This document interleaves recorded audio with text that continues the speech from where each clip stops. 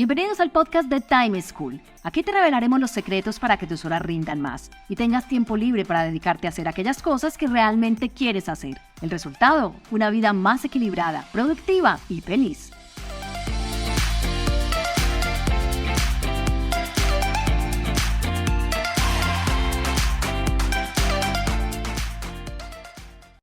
Hola, soy Juan Pablo Lema, un inquieto por la productividad y un estudioso del manejo del tiempo.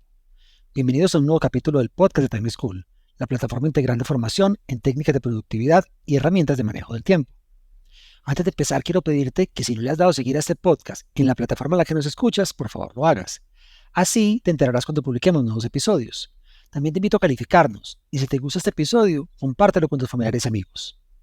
En esta, nuestra quinta temporada, traemos en cada episodio 3 recomendaciones de productividad, manejo del tiempo y equilibrio de vida que un reconocido líder aplica en su vida. Hoy nuestra invitada es Claudia García, directora ejecutiva del Jardín Botánico de Medellín. Claudia es administradora de negocios de la Universidad de AFIT y cuenta con un máster en administración de Emory University. En su experiencia profesional se destaca en su paso por ProExport, hoy ProColombia, como asesora en exportaciones de prendas de vestir, por la unidad de conocimiento del Grupo Empresarial Antioqueño como directora ejecutiva y en Grupo Sura como gerente de talento humano.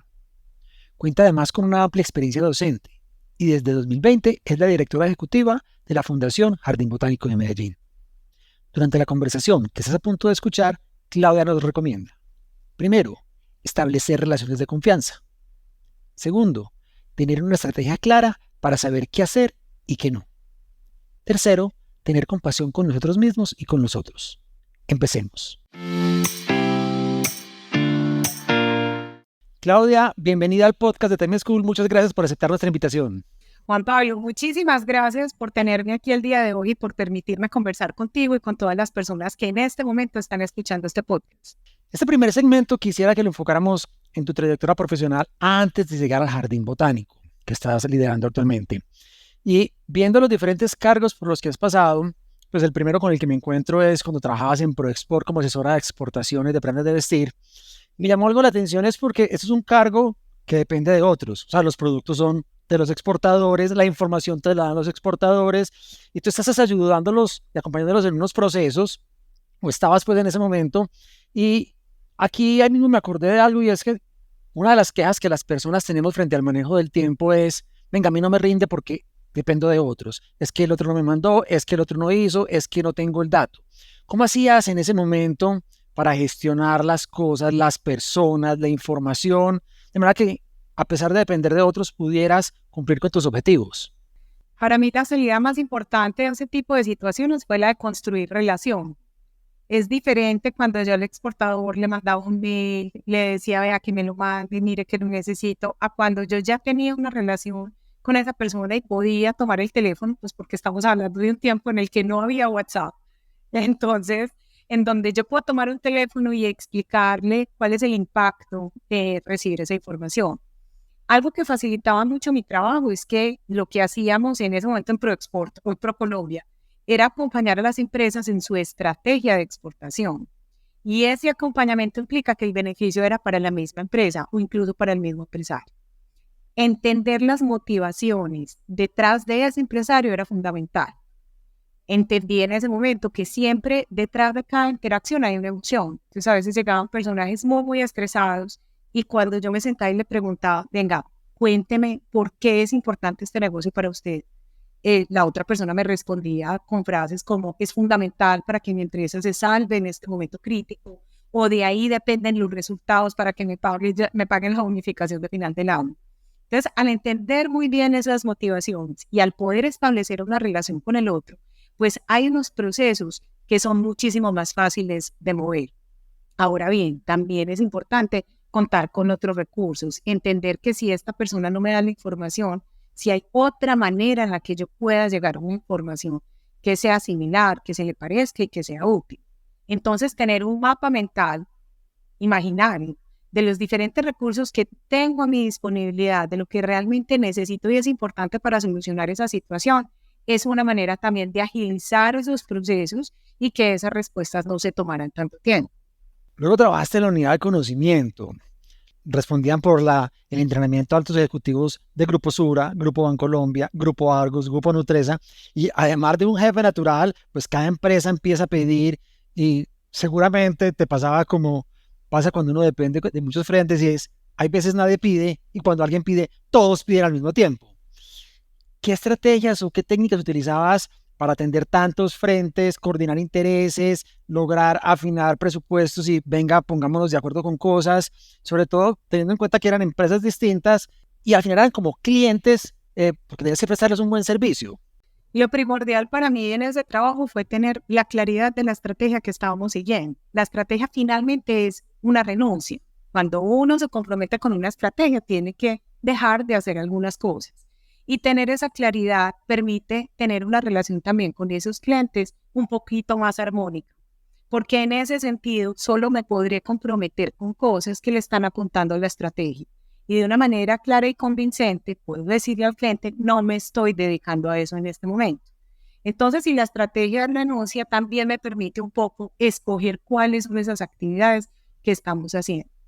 Al tener la claridad estratégica y al entender que lo que realmente pasaba en la unidad de conocimiento era la creación de sinergia, era como estas diferentes empresas de grupos que aunque tienen un ADN que los traspasa, tienen comportamientos y necesidades distintas. Cuando yo tengo ese fondo común, es muchísimo más fácil alinear la gente. Tener un propósito, un objetivo claro va a llevarnos solamente a que yo pueda ser explícita en las cosas que puedo y no puedo hacer, sino que también le comunico al otro cuáles son las expectativas que puede tener de mí. Y que esos intereses personales, que en este caso más que personales son corporativos, esos intereses propios corporativos se alineen con un gran propósito que se vivía desde la unidad de conocimiento, que era, además de la formación del primer, segundo y tercer nivel de los empleados de estas empresas, es decir, presidentes, vicepresidentes y gerentes, estaba también el espacio de creación de sinergia. Espacio fundamental, porque ahí era donde nos encontrábamos realmente en las necesidades. En la unidad de conocimiento había un consejo directivo, que era lo mismo que hablar de una junta directiva en cualquier compañía, que se encargaba precisamente de asegurar ese norte. Ahora bien, con esos clientes, nuevamente igual que con la experiencia en ProExport, es súper importante entender cuál es la motivación que está detrás del otro. En este caso, más que una motivación personal, porque ese negocio saliera o no, como en ProExport, estaba la intención corporativa de cada grupo, de cada empresa, de cada grupo, frente a temas de talento humano y otros temas. Entonces, en ese caso, establecer un propósito común que se entienda y tener claridad sobre la estrategia permite alinear las expectativas para que tengamos una relación muchísimo más fluida y exitosa. Luego trabajaste en Grupo Sura al frente pues, del área de talento humano y si algo para mí es difícil de administrar es en talento, porque no solo se administran procesos o recursos, sino personas. Y las personas, usted no puede decir, espera hasta la semana entrante, hay temas, hay necesidades, hay dolores, hay conversaciones que se quieren sostener casi que de inmediato. Y digamos que parte de esta atención implica muchas veces tener puertas abiertas. Uno dice, un proceso se hace en 15 minutos, un producto se fabrica en media hora, pero una entrevista de selección puede tomar mucho más tiempo. No son tan marcadas y tan claras y tan estructurados los procesos. ¿Cómo te organizabas para poder prestar buen servicio, para tener puertas abiertas, para poder conversar con las personas, pero a la vez cumplir con las cosas y tener tiempo para ti? Yo creo que una de las ventajas que van dando la experiencia laboral es uno también entender cuáles son los tiempos que uno necesita para ejecutar ciertas funciones. Por ejemplo, yo ya sé que una entrevista de selección, hable el otro mucho, poquito o nada, nunca me voy a demorar menos de media hora. Por lo que hablo, por lo que indago, por mi estilo personal de llegar al otro. Además, porque en temas de selección aprendí que entre mayor confianza le generara a mi interlocutor, más fácil lo iba a poder conocer. Entonces yo sabía, por ejemplo, para entrevistas de selección, que necesitaba 1 hora para poder hacer esa entrevista. Y que en el caso de las entrevistas de selección, pues era muy fácil prepararla antes. Mirar con la información que previamente tenía de la persona, qué quería conocer yo que no me estaba diciendo la hoja de vida, que no me estaba diciendo las pruebas, para no llegar a preguntar lo que yo ya tengo. Entonces ahí la preparación en los procesos que son susceptibles a preparación es importante. Lo segundo es, por supuesto, en un área de talento humano y en un área que en ese momento se estaba construyendo. Grupo Sura, antes de esa creación de esa gerencia de talento humano, recibía los servicios de su filial suramericana, no tenía un área propia de talento humano. Y eso implicaba que las personas tenían muchas necesidades de expresarse, de decir, me preocupa esto, de decir, no sé cómo abordar esta situación. Entonces, cuando me pedían un espacio, sí me lo permitían, porque muchas veces las personas no te lo permiten. Indagaba sobre el motivo de la reunión para poder programarla, si era programable, y sobre la urgencia de la situación. Porque hay situaciones que te dan espera en talento humano, que si tú me dices necesito hablar contigo y en 2 días yo te doy la cita, no tengo lío. Pero hay situaciones que son del ya. Cuando esa situación era del ya, abría el espacio en mi agenda. Eso implica nuevamente unas renuncias, ¿cierto? Se me iba a atrasar algún proceso, se me iba a atrasar alguna situación, lo que llevaba a que yo hiciera unas nuevas negociaciones. Pero ahí esa famosa matriz de lo importante versus lo urgente es también fundamental tenerla clara. Ahora bien, vuelvo al punto de las necesidades. Cuando uno entiende la necesidad del otro y la necesidad de la compañía, en una compañía que los procesos de talento humano apenas estaban creciendo, apenas se estaban organizando, uno de los ingredientes fundamentales era la generación de confianza. Entonces priorizaban muchísimo sobre otros procesos la conversación con el equipo de trabajo. Porque si el equipo de trabajo llegaba a decirme, Claudia, tengo un problema, yo digo, no tengo tiempo. Estoy aquí llenando Success Factors o estoy aquí liquidando nómina o después te atiendo. Tal vez la repercusión que iba a tener ese gesto en la construcción de confianza en esa compañía iba a ser difícil. Ahora, con el pasar del tiempo y entendiendo que había logrado una posición de confianza, también eso me otorgaba otros privilegios. Como decir, en este momento es muy urgente, no puedes esperar un rato. Sí, listo, déjame yo termino este proceso y veámonos en 1 hora en mi oficina. Y de esa manera poder empezar a tener una dinámica distinta.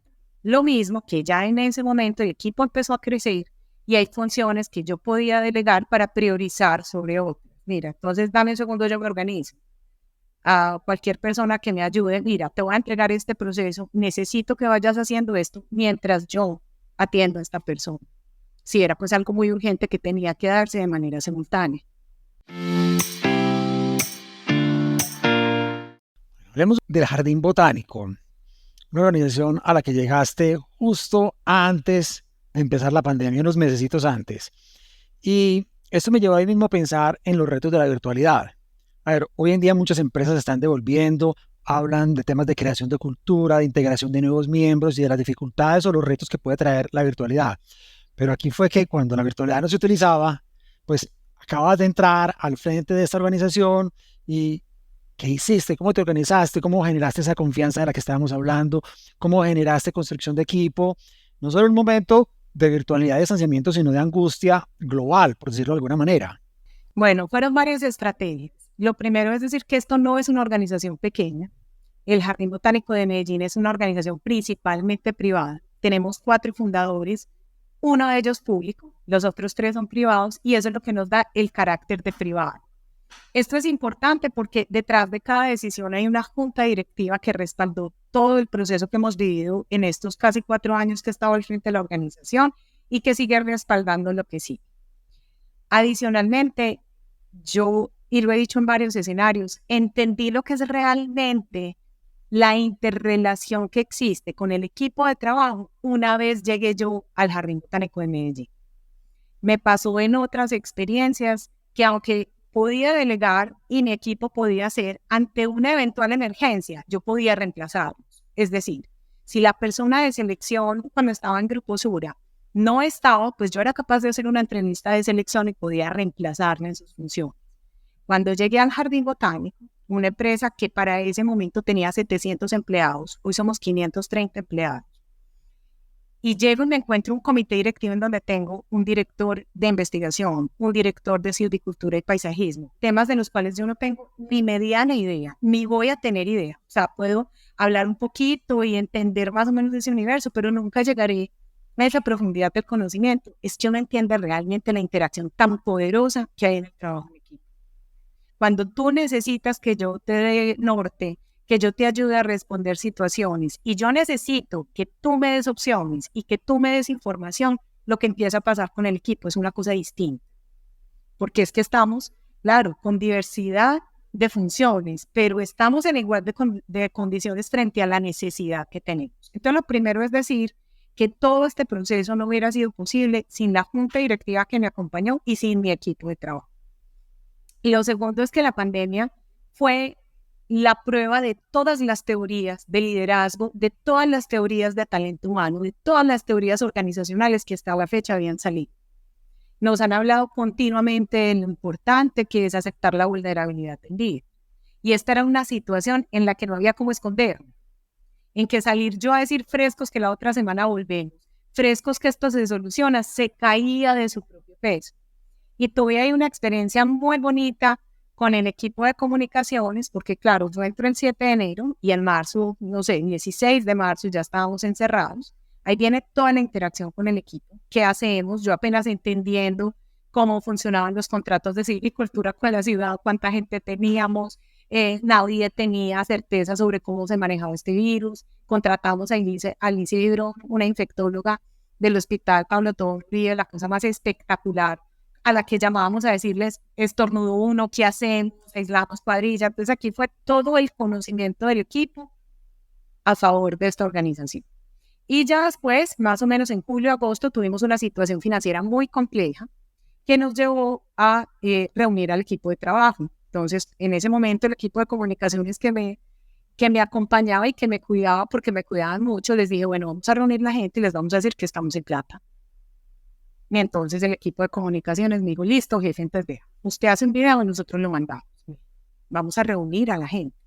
Ah, listo, jefe, entonces hagamos un streaming desde su oficina.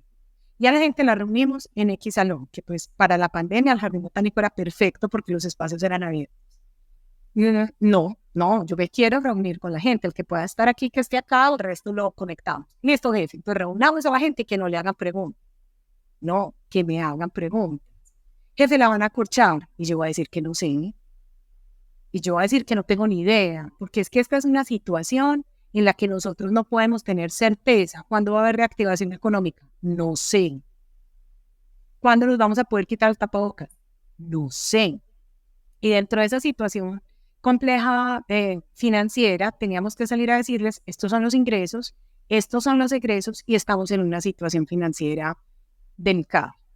Producto de esa conversación, el 89% de los empleados del Jardín Botánico de Medellín donaron voluntariamente parte de su salario para que esta organización pudiera subsistir. Eso es una cifra altísima. Hasta el punto que Talento Humano me llamaron y me dijeron, tenemos un problema y es que tenemos personas que quieren donar hasta el 30% de su salario. La decisión que tomamos en ese momento fue, no se tiene que limitar el techo de lo que la gente va a donar, porque si bien necesitamos un empujón, esto tiene que salir adelante con la gente, no a costa de la gente. Y creo que decir esa verdad, como siempre empiezo yo mis intervenciones acá en el Jardín Botánico, es dar información, es un acto de respeto, porque te estoy permitiendo a ti que puedas tomar decisiones. En esa conversación, por supuesto, la primera pregunta que me hicieron fue, ¿vamos a eliminar posiciones de trabajo? A lo que yo respondí, estamos haciendo todo lo posible para que eso no se dé. Y no me puedo comprometer con ustedes, diciéndoles que no se va a hacer. No lo sé en este momento. Cuenten con que estamos haciendo el mejor esfuerzo. No sé si ese esfuerzo va a ser efectivo. Entonces creo que eso ha permitido que exista una generación de confianza con este equipo de trabajo, que sabe que puede encontrar acá una respuesta clara, que muchas veces no es la respuesta que el equipo quiere escuchar, pero que es la que tengo para dar. Que además en esa comunicación bilateral se ha podido entender muy bien lo que me dice la auditora, que me gusta mucho esta frase, y es el tono gerencial, qué es lo que estamos permitiendo y qué es lo que no estamos permitiendo en esta organización. Y se han dado situaciones como alguna vez que me llamaron de la portería y decirme, jefe, aquí hay una persona que dice que usted lo autorizó para hacer esto y yo estoy seguro que usted no lo hizo. Confírmeme. Efectivamente te están echando un cuento. Yo no di esa orden.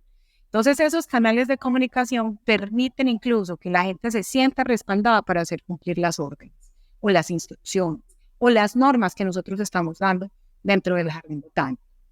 Nos has hablado ahorita de algunos de los procesos que tiene el jardín, investigación, difusión de conocimientos, y estos pues no solo son retadores por lo que nos mencionabas de no es tu saber hacer, por decirlo de alguna manera, sino que es que estoy investigando cuánto tiempo me toma una investigación. Es que vamos a hacer un proyecto con otra organización de científico, pues un montón de cosas tan complejas y tan difíciles de medir. ¿Cómo hacen ustedes para organizarse, para fijarse metas, para poder tener indicadores que les permita avanzar y acercarse al cumplimiento de esa estrategia? Bueno, nosotros tenemos unos indicadores que llamamos estratégicos. Yo siempre lo expreso como cuando se acaba el año, ¿cómo sabemos si ganamos el año?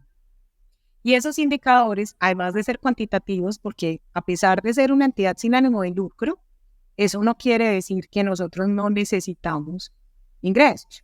Como coloquialmente lo expreso yo, si nosotros no salimos a trabajar, no mercamos, ¿cierto? Entonces, además de estos indicadores financieros que son relevantes, tenemos otros indicadores de lo que llamamos procesos misionales. Nuestros procesos misionales son 3, que están enmarcados en lo que tiene que hacer un jardín botánico. Si un jardín botánico no hace esto, nos tiene que quitar el letrero de la puerta, que es educar, investigar y conservar.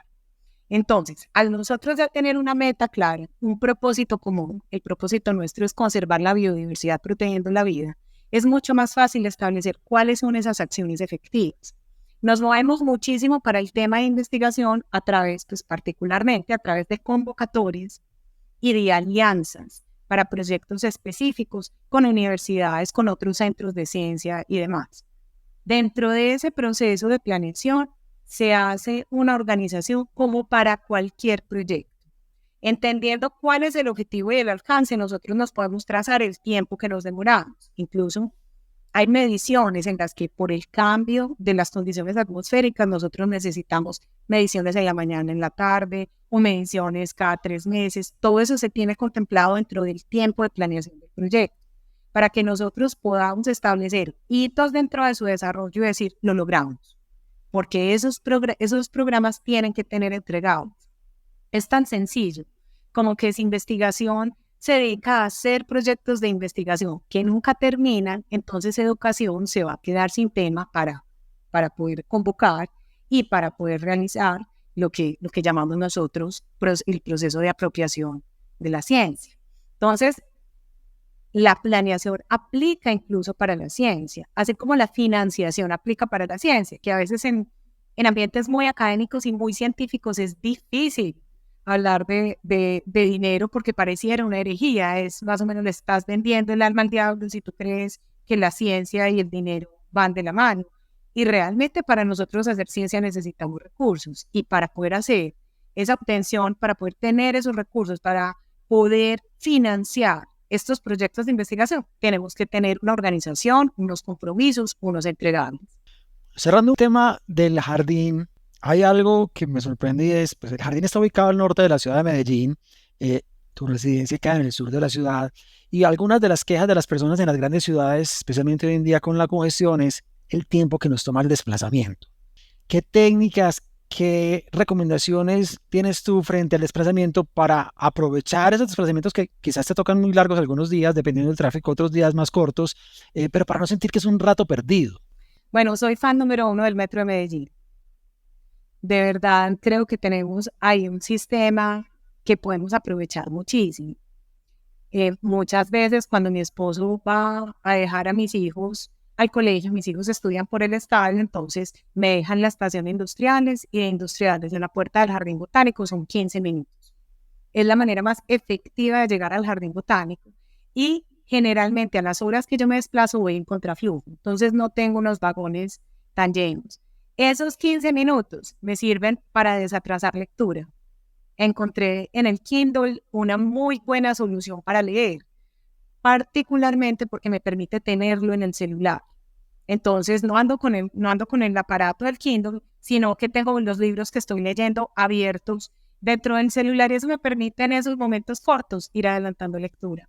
Si el metro está muy lleno, porque hay momentos en los que es difícil poder sacar el celular para leer, desde que estoy en la estación escojo el podcast que voy a escuchar hasta la estación de universidad, que es en la que llego al Jardín Botánico. Entonces, amo movilizarme en metro. Cuando no puedo venirme en el metro, tengo una compañera que vive cerca, entonces es maravilloso porque nos permite ir solucionando muchos problemas también, ir adelantando cuaderno laboral y cuaderno personal. También es muy importante. Entonces, creo que ahí hay unas ventajas importantes, porque si bien mi casa no queda cerca de una estación del metro, el trayecto más amplio y en donde mayor congestión tengo sí puede ser cubierto por este sistema de transporte. Que incluso, pues te digo, me volví tan fan que cuando tengo reunión en el colegio de los chicos, prefiero irme en metro que tomar un taxi hasta allá. Profundicemos más en ese lado personal de Claudia. Cuéntanos cómo es un día normal tuyo. ¿Qué pasa? ¿Cuáles son las rutinas? ¿Cuáles son las actividades? ¿Cómo distribuyes el tiempo? ¿Qué buenas prácticas tienes para que durante la jornada te rinda más? Creo que he hecho mentalmente unos estudios de tiempos y movimientos de muchas cosas en las que yo sé cuánto me demoro. Por ejemplo, soy capaz de salir en media hora de mi casa. No siempre salgo maquillada, pero ya tengo la cosmetiquera lista por si no alcanzo, pues me maquillo en la oficina. Por decisión familiar, en este momento no tenemos empleada doméstica y eso ha sido una cosa maravillosa. A pesar de que lleve un mayor tiempo, muchas cosas, creo que me ha permitido la posibilidad de compartir espacios con mis hijos que son relevantes. Generalmente me estoy levantando entre las 5 y las 5:30 de la mañana, que está muy ligado con el horario de los chicos. De 5:30 a 6 de la mañana preparo las loncheras como yo quiera y me da mucha satisfacción porque estoy verificando qué es lo que están comiendo los chicos y eso me ha parecido una de las ganancias y desayunamos juntos. Dejo también incluso el café para mi esposo que se lleva para la oficina. Ellos salen a las 6:10 de la mañana y ese es el momento en el que yo me arreglo. Muchas veces estoy saliendo de mi casa tipo 7 de la mañana o si salgo con los chicos, entonces debo levantarme a las 5 de la mañana para arreglarme hasta las 5:30 y de ahí poder salir. Ese tiempo, mientras llego a la oficina, como te decía, lo desatraso en lectura, pero si logro llegar a la oficina antes de las 8 de la mañana, tengo un día maravilloso, porque es la posibilidad de organizarme, es la posibilidad de concentrarme en cosas que yo sé que cada rato puede que me interrumpan. Esta cenita de 5 minuticos, a veces es muy difícil de manejar, o la llamada, o en fin. Entonces, ese es un momento muy productivo de mi día. Aprendí también que por la mañana soy mucho más productiva que por la tarde. Y sí hay unas reuniones que yo ya tengo programadas con anticipación, que son las reuniones de seguimiento a mi equipo. Entonces, cojo el calendario cada 6 meses y de una vez bloqueo todos los espacios que voy a tener con el equipo. También me apoyo mucho en una herramienta que se llama Trello y que me permite tener listado en mis pendientes y compartirlos con mi equipo de trabajo. Claramente son muchos los días en los que tengo mi agenda organizada, tengo el tiempo de trabajo bloqueado, tengo las reuniones y nada sale como lo tengo planeado. Es algo que sucede mucho.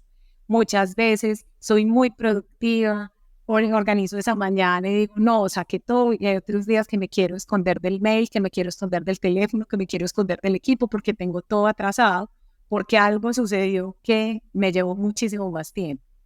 Yo creo que aquí en temas de liderazgo es muy importante hablar de la compasión, de cómo nosotros como líderes y como personas somos absolutamente exigentes con nosotros y queremos que todo esté medido, que todo esté dado, que todo esté perfecto, y hay días en los que no. Hay días en los que llego a mi casa muy juiciosa a leer y hay otros días que llego a jugar con el celular y no hice nada, y no leí y no tuve un día productivo. Pero cuando uno también es compasivo, entiende que siempre tiene una nueva oportunidad de hacerlo mejor, que para las disciplinas de trabajo no es suficiente con que tú tomes una decisión y lo hagas una vez. Muchas veces tienes que volver a visitar esta decisión y volver a planearlo. Todavía tengo todos los retos en cuanto a la organización de mi día. Ahora bien, hay otros proyectos personales en los que estoy metida, entonces procuro que las horas de los almuerzos sean las horas en las que tengo esas reuniones o después de las 5 de la tarde, porque sé que durante mi día voy a tener una dinámica diferente. Pocas veces trabajo fin de semana, muy pocas veces, y tengo la capacidad de desconectarme sábado y domingo de la oficina, de tener que llegar el lunes más temprano para acordarme qué fue lo que dejé pendiente y en dónde es que trabajo. porque para mí, mis hijos, mi esposo, mis amigos son muy importantes. Entonces, guardo y protejo mucho ese espacio porque además es el espacio en donde yo me recargo de energía para volver a tener una semana productiva. Hablemos precisamente de tu esposo y tus hijos, que nos los has mencionado varias veces, la importancia que les das en tu vida, todos los días desde que preparas las loncheras y los momentos que compartes. ¿Qué más haces con ellos los fines de semana, las noches? ¿Qué actividades les gusta compartir? Bueno, tengo un hijo de 13 y otro hijo de 11, lo que implica que los sábados por la mañana estamos en fútbol, estamos en scouts, estamos haciendo todas estas extracurriculares, que es muy valioso para ellos. Yo cada vez veo que es importante, no importa si va ganando o perdiendo el equipo, que ellos vean a su papá o a su mamá o a ambos, porque hay momentos en los que nos toca dividirnos ahí. Y realmente ese es un espacio que a mí no tengo ni idea de fútbol. Molesto mucho con que mi hijo Tomás sacó las habilidades futbolísticas de la mamá. Es muy buen futbolista, pero la verdad es que la mamá no tiene ni malicia. O sea, a duras penas identifico el arquero del resto del equipo. Pero no importa lo que yo sepa, ese momento con él, ese momento de intimidad, de complicidad incluso, es fundamental. Lo mismo con mi hijo de 11 años, que alterna entre los scouts y el fútbol.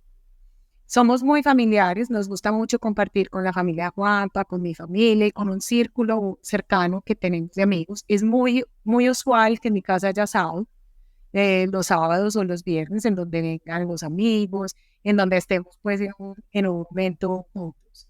También hemos descubierto a raíz de una nueva novela que hay la posibilidad de ver televisión juntos. A nosotros nunca nos había enganchado algo a los cuatro, entonces ya es un plan que vamos a ver pues la novela y entonces nos sentamos a reírnos y a conversar de las realidades que nos está presentando ese espacio. Comer juntos para nosotros es importante porque es el momento en el que hablamos, en el que se hacen las preguntas, entonces realmente hacemos actividades sencillas, pero sí estamos muy en función de la familia los fines de semana. Ahora, los viernes por la noche procuramos tener función de pareja, salir a comer, ir a donde los amigos, armar un plan en el que estemos solo Juanpa y yo, porque creemos que también es fundamental, no solamente para la construcción de pareja nuestra, sino para la construcción de pareja que nuestros hijos vayan a hacer en un futuro. Y es darse cuenta que a la pareja también hay que dedicarle un tiempecito. Bueno, y finalmente, ¿qué recomendaciones, si tú quisieras sacar como una conclusión, algo que le quisieras dejar a las personas que nos escuchan para ser exitosos profesionales, pero no perder este balance de estos otros ámbitos de la vida que son tan importantes y que nos has demostrado que para ti son tan valiosos? Yo considero que ahí tiene que haber una intención de coherencia entre el sentir, el pensar y el hacer. A mí esa coherencia, aunque me haya metido en problemas, también me ha sacado de esos problemas. Porque entonces es el convencimiento de lo que yo estoy haciendo, de lo que para mí es importante. Uno no siempre tiene que expresar al otro, veas que para mí es importante mi familia o para mí es importante mis hijos o yo me sueño este éxito profesional, pero uno sí tiene que ser sincero con uno mismo y entender qué es lo importante para mí, por qué estoy haciendo estas cosas. Si yo no estoy de acuerdo con esto, no participo, expreso, mi punto de vista es este. Y eso va independiente de la jerarquía que uno tenga. Yo molesto mucho y digo que he sido zapa desde chiquita. Yo desde muy chiquita he dicho, no, estoy de acuerdo, no me parece, yo lo pienso distinto. Y esto es independiente del cargo que he desempeñado. Creo que eso va ligado con esa coherencia. Ahora bien, otra de las recomendaciones es, ojo que no somos perfectos, ni nos podemos evaluar desde esa perfección. Si tú me preguntas a mí que si durante mis 44 años, en todo momento, he sido coherente, te tengo que decir que no. Te tengo que decir que he intentado ser coherente, pero que muchas veces he hecho cosas distintas a las que he sentido, incluso a las que he pensado. Pero esa búsqueda de la unión entre pensamiento, sentimiento y movimiento, creo que es fundamental para la tranquilidad. El entender que yo tomo las decisiones. Yo a mis hijos nunca les dije, ay no, qué pesar, me tengo que ir a trabajar. No, yo decidí trabajar. Yo me voy porque quiero.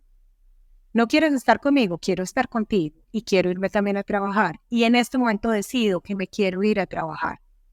Y cuando nos empoderamos, cuando realmente entendemos que es que en todas las situaciones nosotros tenemos capacidades de tomar decisiones, es distinta la vida. Y es mucho más fácil lograr esa coherencia, porque no estoy supeditada al otro o a lo otro, sino que yo misma estoy tomando decisiones. Si yo estoy en un trabajo muy aburrido, es mi decisión quedarme en este trabajo aburrido. No es que a mí me tocó. Hay muchas cosas en la vida que se pueden hacer. Una de ellas es buscar trabajo en otra parte, ¿cierto? O ser incluso emprendedor. Pero cuando yo me quedo en este ciclo de que trabajo tan aburrido, es que aquí no lo valoran a uno, es que aquí no lo apoyan a uno, estoy desprendiéndome de todo poder que tengo sobre mi vida. Pero cuando yo a mí misma me reconozco, es que me pagan muy bueno, no quiero perder esta plática, así sea muy maluco este trabajo, me estoy parando en una posición de poder. Entonces, para resumirte, creo que ahí es, por un lado, ese intento de la coherencia entre sentimiento, pensamiento y movimiento, y la mirada compasiva en nosotros y en los otros. Entender que nos vamos a equivocar, que no siempre lo vamos a hacer perfecto y que siempre tenemos la posibilidad de volver a intentar y vale la pena volver a intentar.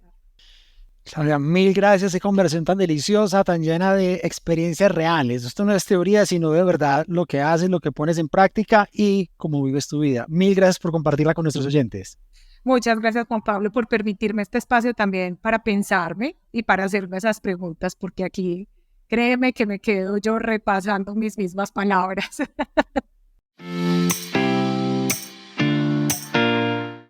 Espero que hayas disfrutado esta conversación y que pongas en práctica las 3 recomendaciones que nos compartió Claudia.